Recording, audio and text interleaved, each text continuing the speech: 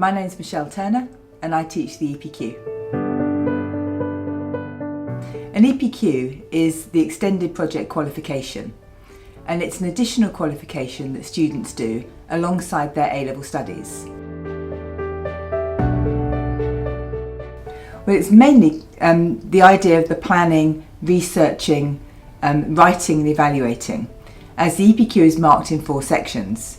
So regardless of whether or not the student writes an essay or a mini dissertation, or completes an artefact, so a sewing piece, an art piece, choreographing a dance, anything, they still have to fulfil the idea of planning their work and then doing the background research on their work and then evaluating their progress as they've gone along. And so with the mark scheme being 1/5 for planning, 1/5 for research, 2/5 for the actual piece of work and 1/5 for evaluation and presentation. A lot of the students who complete their EPQs end up getting a reduced grade offer for university. So if the university was asking for AAA, they may be asked for AAB with their EPQ. The last cohorts to complete their EPQs are 93% A and A star. So we pride ourselves at Battle Abbey of actually doing our best and making sure we get the highest grades possible.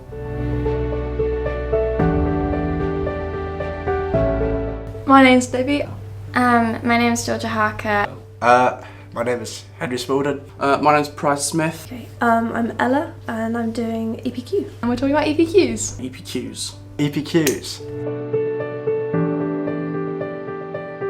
So my EPQ topic was the Investigatory Powers Act 2016 and the controversy within it. So I was mostly looking at the tensions between our rights to privacy and the government's right to our information. So I wanted to do something legal because I want to do law at university, and I thought it would be a really good way to prepare. It was also quite nice because I wanted to do an essay, and that lended itself to a really nice essay. For my EPQ, I chose to write, direct and perform a short 1-act play where I cast a few of my friends in the other parts. I chose to do it because it's a topic I really enjoy. I love theatre, I love performing, and I've said to myself for ages that I was going to write something, and I've never got round to it, and I was like, well, this is actually the perfect opportunity. I did How Successful Was Peter Jackson's interpretation of Tolkien's Lord of the Rings, and I did an EPQ as an artefact rather than an essay. And I really love the books. I just love the books. They're so brilliant, and the films are incredible. And I love stories and history and myths and all that. So it was kind of a really nice way of being a bit creative as well, because I do all essay subjects. So it was a nice kind of balance. Mine was on the ethics of Jurassic Park, considering the political and economic implications. I chose it because I've loved dinosaurs in Jurassic Park since a young age, and I wanted to sort of combine it with my current studies. My topic was about if the RFU have made enough actions to mitigate the potential future lawsuits related to head injuries and brain damage because of those.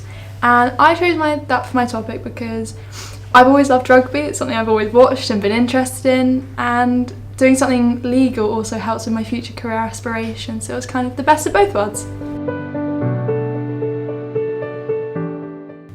So I think for me, I learnt a lot of time management skills, and I also benefited quite a lot from the ability to learn how to write longer essays.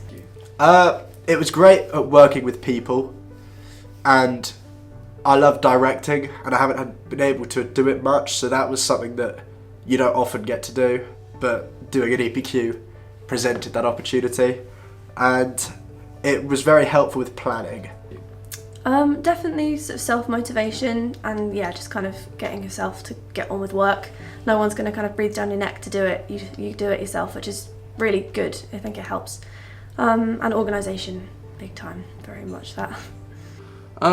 Definitely researching skills. I think I really learned how to master those, checking sources and just reading through all of them properly. And then definitely planning as well. I think it's more adding on to it I just really developed my planning skills, because it's like with big projects, big topics, sometimes you need to be able to lay it out all in front of you, and that really helped me to sort of improve those skills. A lot of researching. So I'm hoping to go to a history degree, and obviously I'm going to have to be able to do a lot of researching, source analysis, identifying reliable and accurate sources without any potential bias. And I definitely honed that skill in my EPQ, definitely to sort of work out which, especially news articles, because that's a lot of my source material for my EPQ, how the bias is affecting those and how you can mitigate. Yes, so I've got a reduced offer from Exeter of AAB when the standard offer would be AA. Yes, I got a reduced offer from Exeter. They do a sort of thing where if you get a B at your EPQ, then they'll lower the grade, so instead of ABB it's BBB. It hasn't helped with my offer, but given the fact that it's what I'm going on to do at university, and I spoke a lot about my EPQ in my personal statement. It definitely has. It's reduced 3 of my offers, which is a massive help. Definitely. So my firm insurance offer both reduced my offers by 1 grade to get an A or a B in my EPQ. I would say, yeah, it's very useful for universities, and I think it sets you up very well if you want to do like a coursework subject or anything like that. Yeah, most definitely. Our teacher, Miss Turner, she's great, she's really supportive, and it really just allows you to sort of indulge in your passions and things that you love. I definitely would. I've really enjoyed it, and it's allowed me to investigate a topic which I hadn't really thought about before, and it's something that I've always been interested in but never thought I'd have the opportunity to research. Definitely. It's brilliant. It's such a good chance to just actually show your interest in something, and you don't really get it normally at school. It's just a really nice way of doing your own thing alongside your A-levels.